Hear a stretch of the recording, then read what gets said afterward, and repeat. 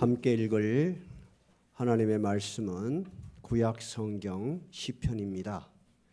구약 성경 시편. 제가 가진 성경은 구약 805페이지입니다. 805페이지.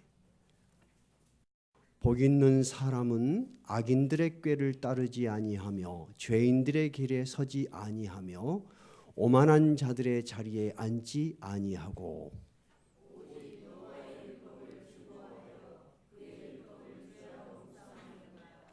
그는 시냇가에 심은 나무가 철을 따라 열매를 맺으며 그 잎사귀가 마르지 아니함 같으니 그가 하는 모든 일이 다 형통하리로다.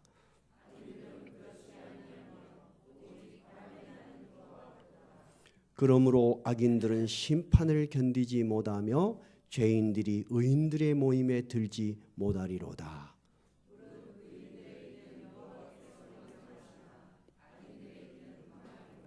네, 오늘 여러분이 외실 요절은 전부입니다. 우리가 어렸을 때는 교회에서 주일학교에서 성경 공부를 굉장히 많이 시켰어요. 그래서 시편 1편과 시편 23편은 당연히 외웠습니다. 1편을 꼭 외십시오. 복 있는 사람은. 제일 처음 보니까 시편 1편 처음 뭐라고 시작했어요? 복 있는 사람은. 성경은 시편 1편에서 인간의 가장 근원적인 문제를 다루고 있습니다. 어떤 사람이 과연 복이 있는 것인가? 그리고 제일 마지막은 6절은 뭐라고 했습니까? 6절 한번 읽어볼까요? 무릇 의인들의 길은 여호와께서 인정하시나 악인의 길은 망하리로다. 그러니까 복을 받는 사람이 있고 결국은 하나님께서 망하는, 하나님의 벌로 끝나는 인생이 있다는 것을 가르치는 것이니까 시편 1편은 인간의 근원적인 문제에 대해서 우리에게 말씀을 해주시는 것입니다. 오스트레일리아에서, 호주죠. 우리가 그냥 호주라고 합니다. 오스트레일리아에서 일어난, 교회에서 일어난 일입니다. 어떤 사람이 이민을 갔어요. 한국 사람인 것 같습니다. 이민을 간 사람들은 대개 고국에서 살기가 어렵거나 특별한 사유가 있어서 새롭게 인생을 시작해 보려고 간 사람들이겠죠. 근데 가면은 무조건 교회로 갑니다. 그 사람들은 신앙이 있어서 가는 게 아니고 정보와 교류가 그것밖에 없어요. 거기에서 다 이루어져요, 교회라는 것이. 그래서 한인 교회 목사님들이 또 나름대로 굉장한 고충이 있습니다. 이제 어찌됐든 그분이 교회를 갔는데 굉장히 무시를 당한 느낌이 들었는가 봐요. 왜 그러냐면은 처음에 가면 다들 경제적으로 어렵고 막 쫓깁니다. 아쉬운 입장이 됩니다. 근데 이 양반이 픽업 트럭을 몰고 간 모양입니다. 그러니까 사람들이 굉장히 무시를 했는데 이 사람 생각은 무시당한 느낌이 들었고 내가 픽업을 몰고 가니까 사람들이 나를 무시하구나. 그런 생각이 들어서 이 해외 수마일리를 떨어진 해외를 가면서 얼마나 각오를 하고 갔겠습니까마는 더 굳은 각오를 했어요. 두고 보자. 내가 반드시 성공을 해서 정말 멋있게 한번 살아봐야 되겠다. 그리고 그 사람이 정말 열심히 일했어요. 청과 상해에서부터 유리 닦기부터 안 해본 일이 없어서 드디어 10년이 지나니까 성공을 했어요. 그래서 차를 샀는데요. 정말 멋있는 차를 샀습니다. 람보르기니라는 차를 탔습니다. 그럼 우리 여수에서는 거의 없는 차예요. 한 대가 얼마인 줄 압니까? 평균이 7억입니다. 평균이 7억. 5억에서부터 최종 나온 것이 13억짜리가 나왔거든요. 7억 평균. 근데 이 양반이 산 차는 약 9억 정도 되는 차 같아요. 여러분 멋있겠습니까? 안 멋있겠습니까? 멋있죠. 얼마나 뿌듯하겠습니까? 그러면 차를 그만큼 샀으면 저택도 좋은 놈을 샀을 거 아닙니까? 날마다 막 닦고 막 반짝반짝 광이 나는 거예요. 그래서 이제 새 차를 딱 사고 이제 오늘은 교회 가서 본때를 보여줘야 되겠다. 그리고 이제 정장을 딱 하고 잠깐 가서 집에 가서 뭐를 하고 있는데 아기가 7살 먹은 아기가 차에 붙어서 보니까 뭐를 차 앞에서 뭐 긁고 있는 거예요. 막 가봤더니 아기가 목 같은 걸로 뾰족한 걸로 뭘 긁고 있는 거예요. 근데 아빠가 순간적으로 돌아버린 거예요, 그냥. 근데 대부분 외국에는 저도 미국에 가보면 대개 집에가 그 차를 고칠 수 있게끔 공구들이 다 있습니다. 그 사람들은 기술자를 찾기가 참 어려워요. 그 지역이 머니까. 그게 이 양반이 순간적으로 이성을 잃어버린 거예요. 그래서 그 차 고치는 창고로 들어가서 스패너나 망치겠죠. 그걸 가지고 나왔어요. 그래서 애기 손을 막 때려버린 거예요. 정신을 잃어버린 거예요. 반질반질한 차에다가 여러분 여수말로 기스를 내라니 어쩌겠습니까? 저도 옛날에 새 차 살 때 그런 일이 있었어요. 어떤 사람이 차문 2개를 싹 갈고 지나가 버렸더라고요. 와, 돌아불겠대요. 그때 심정은 어디다 전봇대에 부딪혀서 자살해보고 싶더라고. 그래서 내가 차 가진 사람 이해를 한다니까요. 그들은 난 절대 새 차 안 사요. 이 물질이라는 것이 한번 마음이 이렇게 가니까 조금만 상처가 나도 막 분노가 생기고 그러더라고요. 정말 저도 그때 정말 미쳐버렸더라고요. 근데 집 앞에다 세워놨는데 우리는 그냥 민간 이렇게 일반 주택지에서 살았는데 어떤 녀석이 좌우 한 가로 세로 70cm 되게 칼로 똥차 긁어놨어. 그들로부터는 마음을 비웠습니다. 야, 이거 차갑고 마음 상하면 안 되겠다. 이 아빠가 그런 저와 처음에 같은 심정을 가졌던 것 같아요. 그 정신을 차려보니까 애기 손이 걸레가 되어 있는 거예요. 병원에 후송을 했는데 그 오래된 공구로 때렸으니까 어때요, 여러분? 파상풍이 걸려서 아이가 죽었어요. 여러분, 차가 귀중합니까? 아이가 귀중합니까? 누가 뭐라 그래도 아이가 귀중해요. 그러면 인생을 되돌려 10년 전으로 거슬러 올라가서 이 사람이 람보르기니라는 비싼 차를 사면 내 아이가 죽을 것이라고 생각했으면 그 차를 샀을까요? 안 샀을 거예요. 그 차를 살라고 그렇게 눈에 불을 켜고 살았을까요? 안 그랬을 거예요. 제가 하고 싶은 말은 인생은 늘 좋은 길을 간다고 생각하지만은 뜻밖의 어리석은 결과로 끝을 맺을 때가 많습니다. 그것이 우리 인생의 모습이에요. 근데 우리가 아무리 많은 걸 일어나도 결국은 마지막에 우리는 그런 지점에 서게 돼요. 그것이 인간의 한계예요. 그런데 인간은 한계를 생각하고 지혜롭게 살기보다는 지금을 생각하고 내일이 더 낫기를 바라는 마음으로 앞만 보고 달려간 것입니다. 그런데 그 사람들이 왜 그렇게 앞만 보고 달려가죠? 그것이 나의 복이라고 생각하기 때문에 그래요. 그렇죠? 그러면 이 사람은 지금까지 열심히 자기 복이라고 생각했던 것이 불행한 결과를 가져왔어요. 참된 행복으로 이끌었어요. 불행한 결과를 가져왔어요. 흔히들 새해가 되면은 덕담을 합니다. 복 많이 받으십시오. 다 저도 메시지 보면 막 복, 뭐 이 복 받아라 저 복 받아라. 고마운 말씀이시죠. 복은 좋은 것이니까요. 근데 동양적 우리 한국적 전통 사상에 보면은 오복이라는 것이 있습니다. 여러분이 알고 있는 오복이 첫째 무엇입니까? 첫째 부, 돈이 많아야 돼. 그 다음에 귀, 높은 자리에 올라가야 돼. 그 다음에 수, 오래 살아야 돼. 그 다음 뭐가 있습니까? 부귀수, 이빨이 좋아야 된다. 네, 그런 것도 있습니다. 뭐 별것, 뭐 처복도 있어야 된다, 마누라복도 있어야 된다 등등 많습니다. 그것이 일반적으로 말하는 오복이에요. 일반적으로 것은 건강의 복, 강령. 그 다음에 자손이 많은 것, 자손중다. 이것이 이제 문헌에 나와 있는 오복이에요. 근데 이런 오복들의 특징은 뭐죠? 대부분 보면은 특징은 인간이 가질 수 있는, 인간의 눈에 보일 수 있는 것들입니다. 그래서 이런 것들은 현실적으로 굉장히 우리에게 필요하고 금방 이해가 돼요. 그죠? 그렇기 때문에 현대 교회에서도 주로 이 복을 받는다고 설교를 합니다. 그러면 그런 설교는 성경에 근거가 없습니까? 있습니다. 있기 때문에 우리는 좋은 설교를 받아들일 수 있는데 문제는 거기밖에 못 미치면은 신앙이 허덕허덕거립니다. 왜냐하면 인간이 그 모든 것들을 다 손에 쥘 수 있는 사람도 없고, 둘째는 다 가져도 인간은 불행하게 결과가 끝나는 것이 인생이기 때문에 성경은 그거보다도 더 깊이 인간의 복에 대해서 가르칩니다. 그래서 성경의 복은 굉장한 깊은 복을 가지고 있습니다. 시편 1편은 오늘 복 있는 사람은 그렇게 말하면서 어떤 것이 복이라고 먼저 말하죠? 1절 한번 읽어보십시오. 어떤 것이 복이라고 합니까? 복 있는 사람은 악인들의 꾀를 따르지 아니하며 죄인들의 길에 서지 아니하고 오만한 자의 자리에 앉지 않는다. 진정으로 복 있는 사람은 가지 말아야 할 것과 가야 할 길을 먼저 구분하는 것입니다. 인간은 동시에 두 가지를 선택할 수 없습니다. 그죠, 여러분? 하나를 선택하면 하나를 버려야 됩니다. 우리가 흔히 아는 프루스트의 길, 나에게는 두 가지 길이 있었다. 나는 이 길을 걷는데 항상 저 길에 대한 미련이 남아있는 것이 인간의 생각이죠. 근데 먼저 참된 지혜는 가지 않아야 할 길을 먼저 알아야 된다는 것입니다. 그것이 어떤 길이죠? 죄인의 길입니다. 그건 우리가 죄인이라 그러면은 굉장히 악한 사람, 도덕적으로 나쁜 사람. 여러분, 도덕적으로 나쁜 사람은 애기들도 저거 나쁜 사람이야 하고 안 따라갑니다. 그러면 누가 하나님께서 성경에 말씀하시면서 그리 뻔한 말씀을 하겠습니까? 그 말이 아니고요. 이 악인이라는 것은, 악한 자라는 것은 성경의 원어는 라사라는 단어를 쓰는데 하나님을 모르는 사람, 하나님을 경외하지 않은 사람, 하나님이 없어도 충분히 내가 내 인생의 행복을 만들 수 있다고 생각하는 사람들이에요.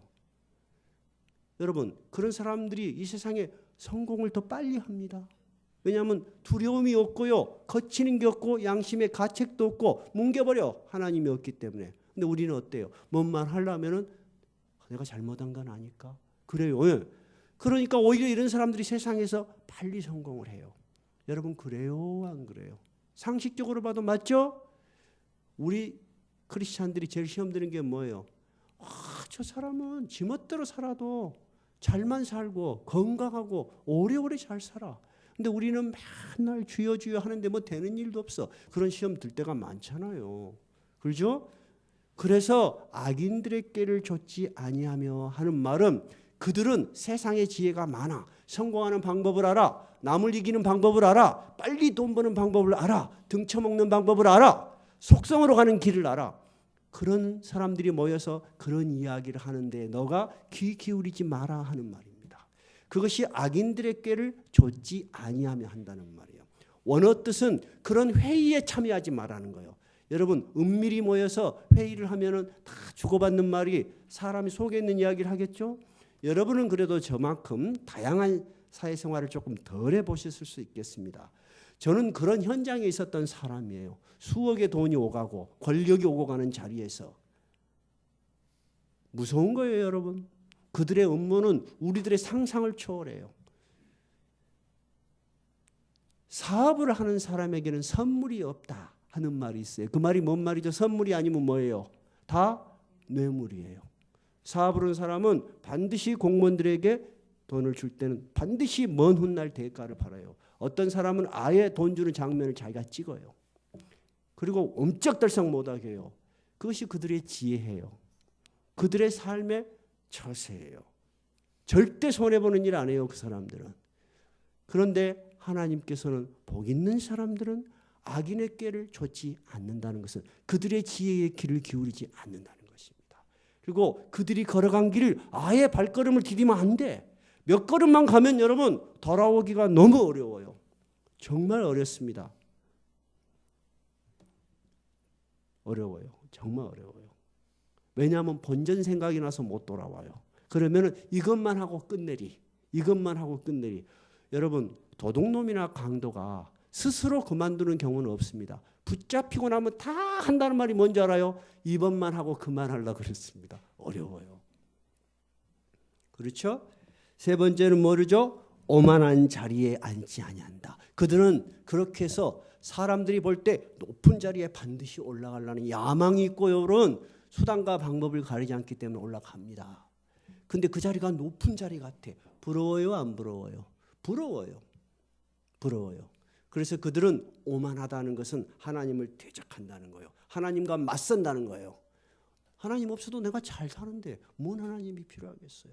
그래서 그런 사람들이 요즘 흔히 유행하는 단어, 갑 중에서도 최고 갑을 뭐라 그래요? 슈퍼갑이 되는 거예요. 대표적인 사건이 뭐죠, 여러분? 조현아 씨 땅콩 회항 사건이에요. 여러분, 저는 그거를 면밀히 살펴봤어요. 그 여자의 나이가 불과 몇 살이에요? 41이야. 인제 사회 초년생에 불과해. 근데 자기 아버지가 대한항공 사장이니까 어린 딸들이 30 몇 살인데 전부 부사장이야. 얼마나 오만한가 한번 보실래요? 비행기를 탔어요. 미국에서 비행기가 200m나 움직였어요. 문을 닫으면 이미 그 비행기는 항공법상에 운항하는 비행기로 봅니다. 근데 땅콩을 가지고 왔어. 근데 땅콩을 다 까갖고 접시에다가 골고루 이쁘게 안 갖고 오고 봉투째 가져왔다고. 누가 이따구로 가지고 와라 그랬어. 그래서 사무장 불러 이렇게 된 거예요. 그리고 사무원하고 사무장을 세상에 200명이 넘는 외국 승객들이 있는 데서 무릎을 꿇게 했어요. 여러분 이것이 상상이 됩니까? 그러니까 사무장에게 당신 이렇게 하면 돼 이렇게 소리를 진 거예요. 그러니까 그 사무장이 자료를 가져왔는데 저희들이 잘못한 게 없으니까 어디서 말대꾸야. 그러면서 한 얘기가 아주 대표적인 이야기죠. 이 비행기 못 떠. 자기 말 한마디면 비행기가 뜨고 안 뜨고가 결정된다고 생각하는 거예요. 그리고 사무장 보고 내려. 비행기가 움직이고 있는데. 그래서 다시 비행기가 200m나 되돌아갔어요. 그리고 사무장이 내렸어요. 이것이 여러분 인간이 얼마나 오만할 수 있는가.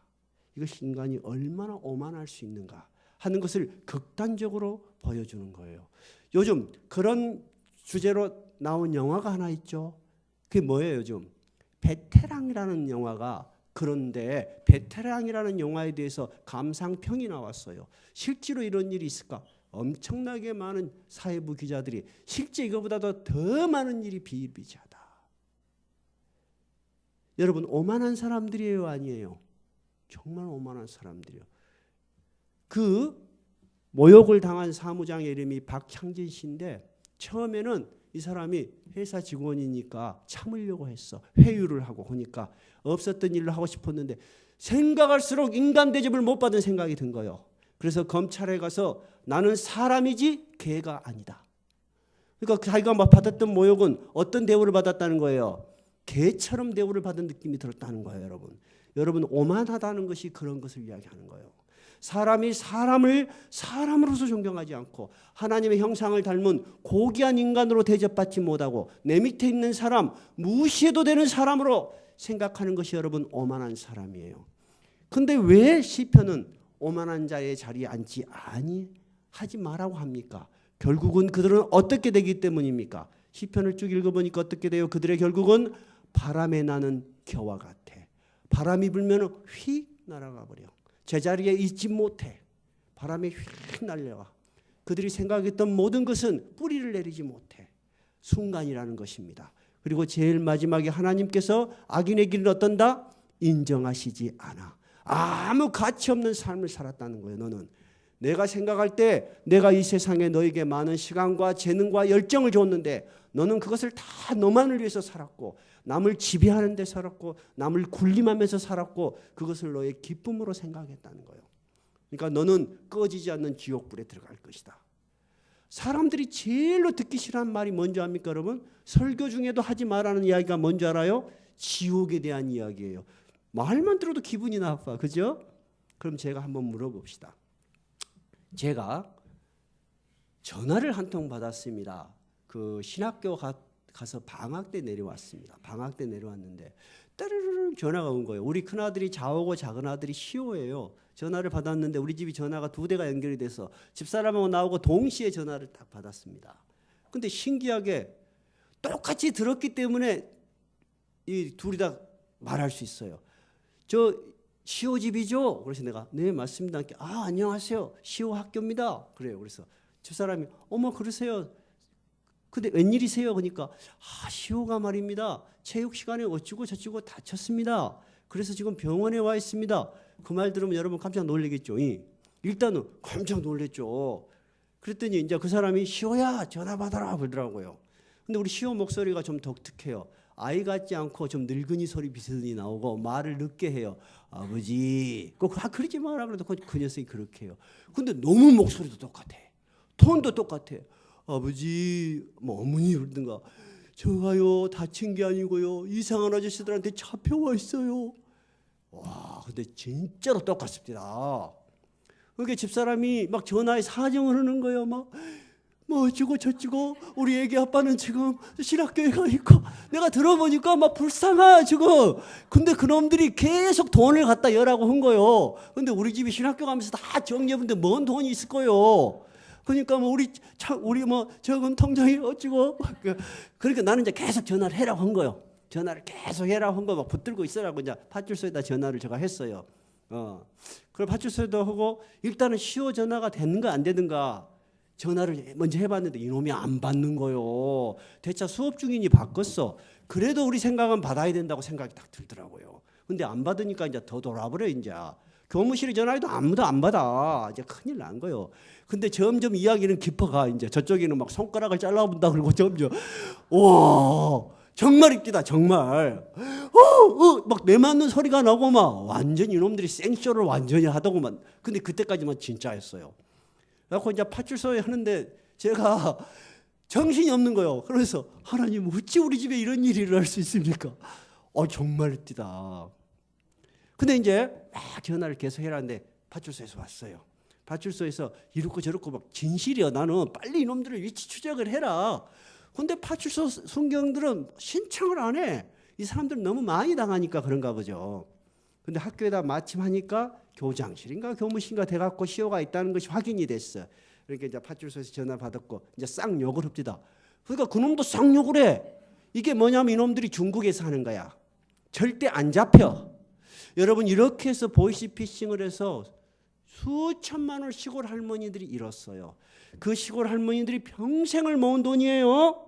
할머니들이 농약을 먹고 죽었어요. 범인은 영원히 못 잡아요. 경찰들도 잡을 수 없다고 합니다. 여러분 이놈이 그 돈을 가지고 수많은 사람을 울려서 평생 행복하게 살았는데 하나님이 심판을 하셔야 되겠습니까? 안 하셔야 되겠습니까? 하시는 게 정의죠. 왜 그놈은 심판해야 된다고 생각하면서 심판이 있다는 설교는 안 듣습니까? 그래서 주님께서 분명하게 말씀하십니다.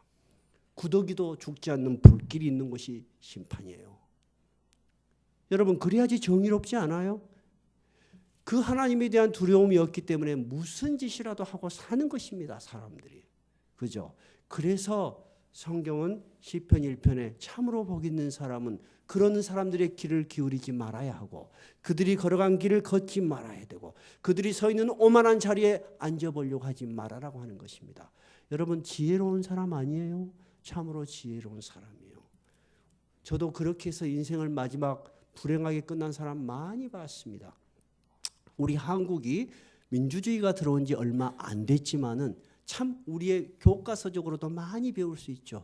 쿠데타를 일으켜서 성공했지만 온 천하를 호령하는 것 같지만 전두환 씨 보고 지금 행복한 사람이라고 하는 사람이 있어요? 없어요. 자기 아이들도 결혼했다가 다 파혼당했어요. 재산도 늘리지도 못해. 평생 광주 사태만 나오면은 저 악마 그렇게 될 거 아니에요. 우리의 교과서가 말을 해줘요. 근데 이 세상에서 심판을 안 받고 다행히 그걸 피해갔어. 여행이 좋았어. 그러면 결국은 누구의 심판대 앞에 서죠? 하나님 앞에 섭니다.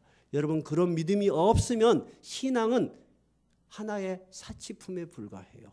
마지막 심판이 없다면 무슨 놈의 신앙생활이 의미가 있겠어요. 나보다 비도덕적으로 살고 세상의 모든 것을 편법으로 사는 사람들이 훨씬 잘 사는데 나 혼자서 이 고생을 왜 해? 그런 시험에 들겠어요? 안 들겠어요? 든다 그 말이죠. 그러니까 첫째 우리는 가지 말아야 할 길을 분명히 알아야 된다는 것입니다. 그렇죠? 그러면 거꾸로 우리가 선택해서 가야 될 길이 있어요. 그 길이 어디가 있죠? 2절입니다. 한번 읽어볼까요? 오직 여호와의 율법을 즐거워하여 그의 율법을 주야로 묵상하는도다. 이 사람은 하나님의 말씀 속에서 이 하나님의 말씀이 얼마나 좋은지 들으면 기쁨이 돼. 기쁨이 되고 자꾸 읽고 싶어. 그것을 주야로 묵상하는도다는 거예요. 근데 보통 묵상이라는 말을 어떻게 생각하냐면은 불가에서 말하는 명상 다 버려라. 그렇게 생각하시면 안 돼요. 묵상은 하나님의 말씀과 하나님의 능력으로 우리를 가득 채우는 것입니다. 항상 그 말씀으로 채우는 거예요.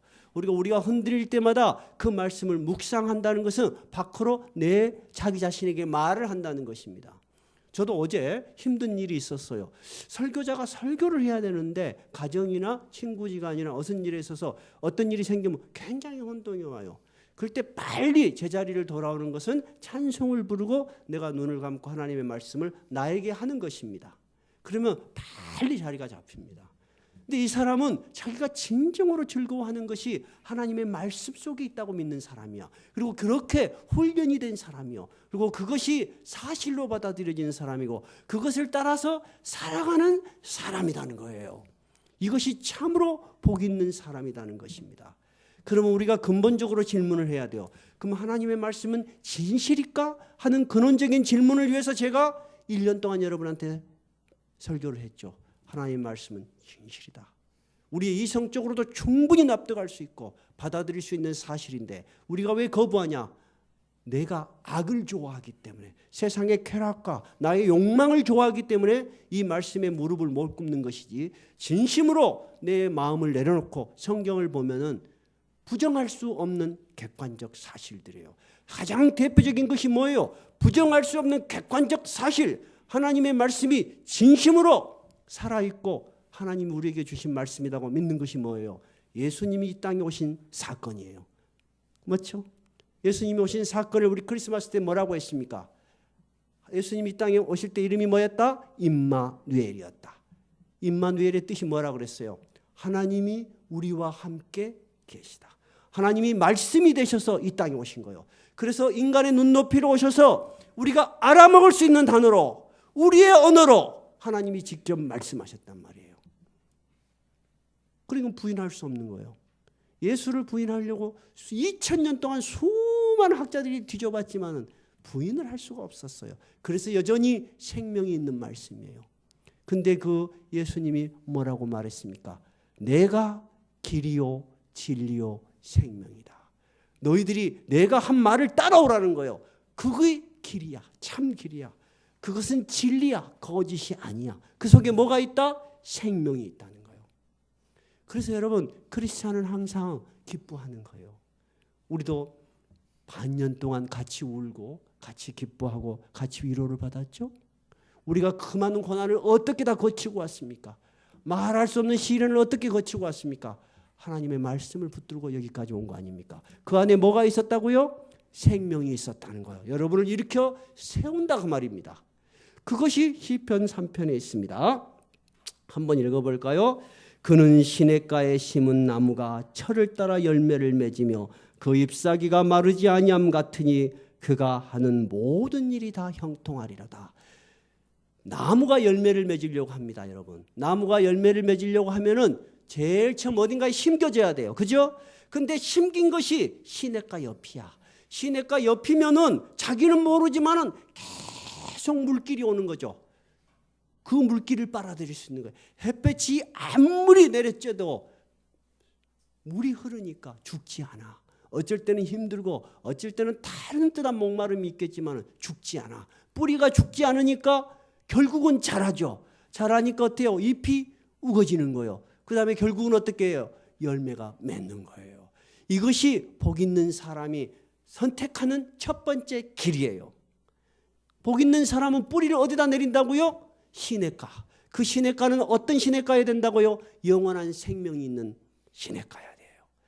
예수님께서 자기를 뭐라 그랬어요? 목마르지 아니하는 영원한 생명수라고 했어요. 우리가 신앙을 가지는 이유는 그러한 것을 경험했기 때문이에요.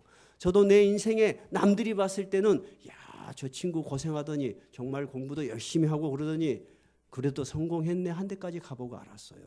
여러분, 세상이 추구하는 것은 올라가면 올라갈수록 더 많은 사람을 눌려야 되고요. 더 많은 사람과 싸워야 되고 더 많은 지략이 필요하고 더 많은 비정함이 필요해요. 여러분 다 직장생활 하신 분들은 이해하실 거예요. 말단 사원에 가서 올라갈 때는 자리가 많아요. 점점 올라갈수록 자리가 어때요? 없어요. 그러니까 곤모술수가 넘치는 것이고 비정함이 넘치는 것이 인간사예요. 그렇죠. 그래서 제가 지난 신앙과 일을 남편들 꼭 들려주십시오. 제가 남자로서 동감을 하기 때문에 그래요. 여러분 진정으로 복 있는 것이 이해가 되십니까? 진정으로 복 있는 사람은 뿌리를 어디에 내린다고요? 시냇가에. 근데 여러분 우리가 선택해서 그것을 선택했습니까? 아닙니다. 우리가 선택해서 그렇게 살 수 있는 지혜가 우리에게는 없습니다. 우리는 늘 욕망에 넘어집니다. 우리 현실 앞에 넘어집니다. 과거에 의해서 발목이 잡혀 있어요. 그렇죠? 항상 우리는 눈앞에 있는 것 때문에 고통스럽고 두려워합니다. 그렇죠? 근데 신앙은 여러분 영혼의 세계예요. 영혼의 세계에서 우리에게 다가오는 거예요. 우리가 마지막 승리가 없다면 이 신앙도 늘 불안할 거예요. 그죠? 근데 신앙의 위대함은 뭐냐면 우리는 과정 중에 겨우겨우 격북에 가지만은 하나님께서는 마지막 승리를 정해 놓으셨어요. 네가 이 길을 오면 반드시 승리할 것이다. 자, 그것이 몇 절에 있을까요? 6절입니다. 읽어봅시다. 무릇 의인들의 길은 여호와께서 인정하신다. 인정하신다는 말이 뭔 말이죠? 하나님께서 알아주신다 그 말이요. 그리고 네가 그 길을 걸어올 수 있도록 끊임없이 내가 너와 함께 했다는 것을 하나님이 증명해 보이세요. 너 여기까지 잘 왔지. 너 혼자 온 것이 아니다. 거봐라. 네가 그렇게 힘들다고 나를 부정할 때도 있었지 않냐. 그래도 내가 너 옆에 있었다는 거예요. 네가 어디서 생명의 힘을 얻었냐는 거야. 늘 매주 하나님의 말씀을 들었지 않냐. 여러분, 일주일에 한 번씩 오는 하나님의 말씀 들으시는 여러분들의 눈빛을 보면서 제가 은혜를 받아요. 왜냐하면 하나님의 말씀이 퍼지는데 여러분이 생명의 물을 빨아들이시 굉장히 좋아하세요. 굉장히 여러분 감동이 있어요. 어쩔 땐 제가 막 설교를 하는데 순간적으로 조는 분들을 보게 돼요. 어쩌다가. 그러면 순간적으로 이성을 잃어버려요. 그리고 글씨가 안 보여버려요. 그만큼 고도의 집중력을 하는 거예요. 제가 원고를 10페이지를 써오는데 지금 보고합니까? 안 보고합니까? 안 보고합니다. 준비는 제가 하지만은 하나님께서 이 시간에 나와 함께 말씀을 전하게 하시는 그대로 가는 거예요. 그러니까 저의 이야기가 아니에요. 이것은 성경의 이야기고 성령의 감동에 의해서 여러분에게 주시는 말씀이에요. 저는 그걸 확신을 합니다. 왜 확신을 하냐면요. 제가 설교를 끝나면 바로 제일 1번 고객이 저예요. 제가 한 설교를 제가 들어보고 제가 놀래요. 내가 그렇게 준비할 때는 표현하지 않은 표현들이 나와요. 정말 놀라워요. 어떻게 이런 표현을 했을까? 하나님 감사합니다. 제가 제 설교를 제일 많이 들을 것입니다. 감사한 것이죠. 하나님께서는 여러분 우리에게 말씀으로 오셨습니다. 신기한 방법으로 오신 게 아니고요. 말씀으로 오셨습니다. 그래서 요한복음 1장에 뭐라고 되어 있습니까? 태초에 말씀이 계시니라. 그 말씀이 우리와 같은 사람의 모양으로 오셨다고 요한복음은 기록하고 있습니다. 여러분, 하나님은 보이지 않는 분이세요. 어떻게 우리가 알 수 있다고요? 하나님의 말씀을 통해서 그분이 하는 말씀을 듣는 거예요. 그러면 우리도 그분이 뭐라고 말씀하셨으니까 우리도 대답을 해야 될 거 아닙니까? 그 대답이 뭐예요, 여러분? 기도와 찬양이에요. 그래서 말씀을 보면서 하는 기도가 가장 깊은 기도예요. 말씀을 보면서 드리는 찬양이 가장 깊은 기도예요. 그래서 기도와 찬양은 같은 거예요. 여러분 설교를 듣고 찬양을 부르실 때 찬양이 다 불러집니까? 누가 눈물이 쏟아지려고 합니까? 눈물이 쏟아지려고 하죠. 왜 그러죠? 그것은 여러분이 드리는 기도이기 때문에 하나님이 기쁘시게 들으시기 때문에 그러는 거예요. 믿지 않은 사람은 이해를 못합니다. 이 복을 갖다 줘도 발로 차요. 발로 차. 제가 전도를 할 때 제일로 어려운 사람이 있어요. 어떤 사람이냐면 어렵고 안타까운 사람이 있어요. 예수를 안 믿는 사람은 제가 아무리 전도를 하고 그 사람이 뭐라고 반응을 해도 저는 상처를 입지 않습니다. 왜냐하면 모르니까. 근데 진짜 상처 있는 사람은 성경을 줄줄줄줄줄 외워요. 다 알아요. 근데 교회를 안 나와요. 그럼 어떻게 된 거죠? 그 사람은 하나님 위에 자기가 군림하는 거예요. 만약에 우리가 믿는 그분이 하나님이라면 여러분 하나님이라면 그분 앞에 무릎을 꿇어야 되겠어요? 그분 위에 군림해야 되겠어요? 무릎을 꿇어야 되죠. 그래서 하나님께서 이 천지 만물을 다 지으시고 뭐라고 하셨어요? 이래 되는 날은 쉬고 나와 함께 만나자. 안식일을 정하셔서 이 날은 특별하게 복을 주겠다 하시는 말씀이 교회 나와라 한 거 아니에요. 엿새 동안에 힘써 일하도록 내가 도와주겠고 마지막 날은 더 큰 영적인 복을 너에게 주겠다.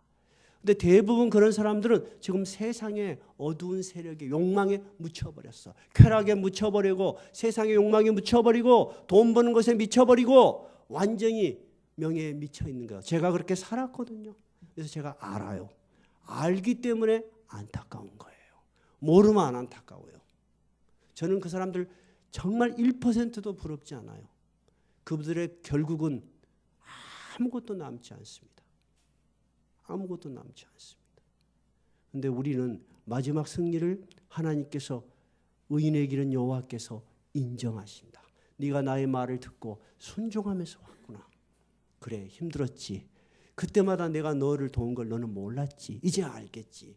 그럴 거예요. 우리가 자녀를 키워보면 그래요. 자녀들은 자기 생각으로 수준이 그 정도예요. 근데 아버지는 오래 살았기 때문에 모든 걸 예비를 하고 있어. 그것을 다 줄 수 있는 아들은 어떤 아들이죠?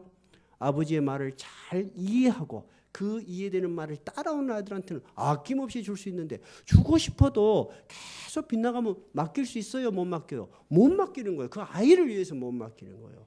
그러니까 한마디로 복을 발로 차는 거예요. 오늘 우리는 참된 복이 뭔가를 생각했습니다. 새해가 시작하고 있습니다, 여러분. 새해는 항상 복 있는 사람은, 그리고 시편 1편을 외시기 바랍니다. 복 있는 사람은 먼저 가야 되지 않아야 될 길에 발을 담그지 않는 것입니다. 저도 살면서 때로 그들의 길을 기울여서 완전히 낭패를 본 적이 있습니다. 모욕을 당한 적이 있습니다. 그때 제가 깊이 생각하겠습니다. 여러분, 가능하시다면 이 크리스찬 형제들과 같이 모여서 이야기도 나누시고 세상의 지혜도 배우고 그러세요. 그러면 사람마다 살아온 경험이 틀리지 않습니까? 그렇게 하는 게 저는 좋겠다고 봅니다. 세상 사람들은 여러분 우리하고 틀립니다.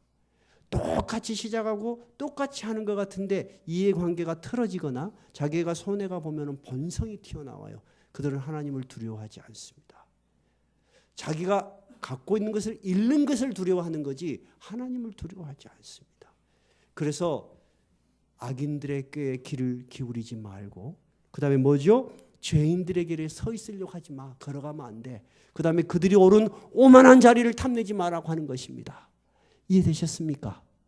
그러면은 진정으로 복 있는 사람 어디를 어떻게 산다고요? 2절, 여호와의 율법을 즐거워해서 그 율법을 주야로 묵상하는 자로다. 묵상은 암기만을 의미하는 게 아니에요. 하나님의 말씀과 그의 감동으로 내 영혼을 채우는 것이고, 매번 내가 그렇게 살아가고 있는가 자기를 돌아보는 것입니다. 여러분이 힘들고 어려울 때 여러분이 가장 잘 외우는 성경 구절을 눈을 감고 외시면 좋아요. 저는 찬양은 주기도문 찬양을 할 때 굉장히 마음에 평안이 있습니다. 하늘에 계신 우리 아버지 이름이 거룩히 여김을. 그 찬양 쫙 좋습니다.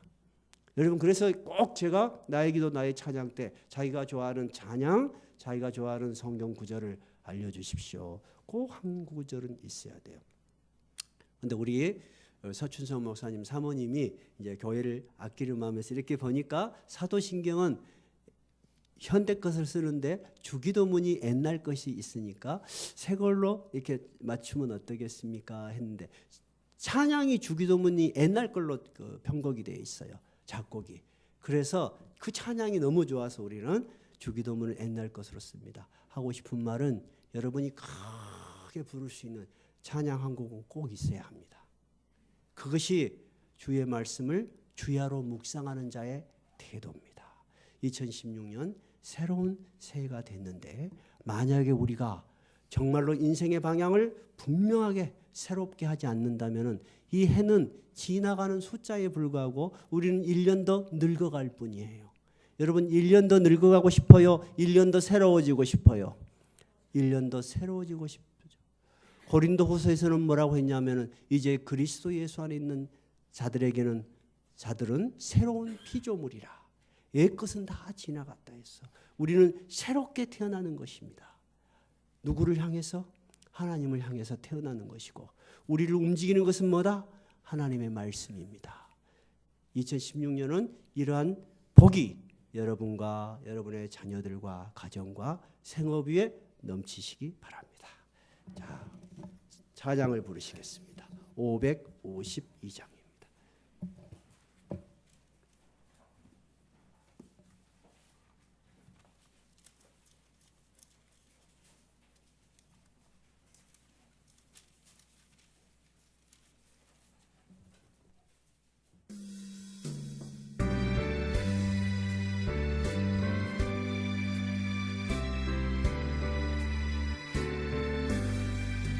아침 해가 돋을 때 만물 신선하여라.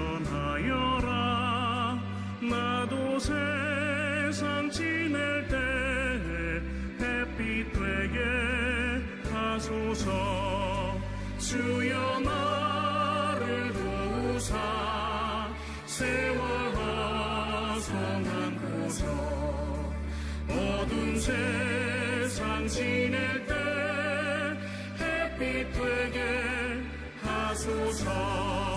새로운 광음을 보람 있게 보내고 주의 일을 행할 때 햇빛 되게 하소서.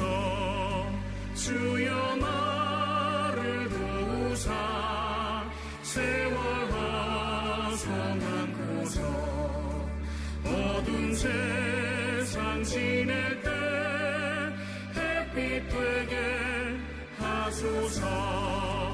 한 번 가면 안 오는 빠른 광음 지날 때 귀한 시간 맞춰서 햇빛 되게 하소서. 주여 나를 도우사 세월 허송한 곳 어두운 세상 지낼 때 햇빛 되게 하소서.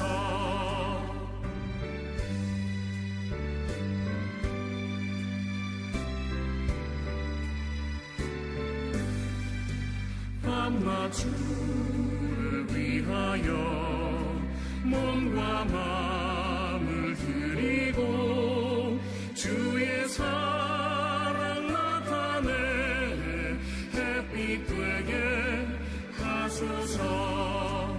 주여 나를 도우사 세월 허송한 곳 어두운 세상 지낼 때 햇빛 되게 하소서.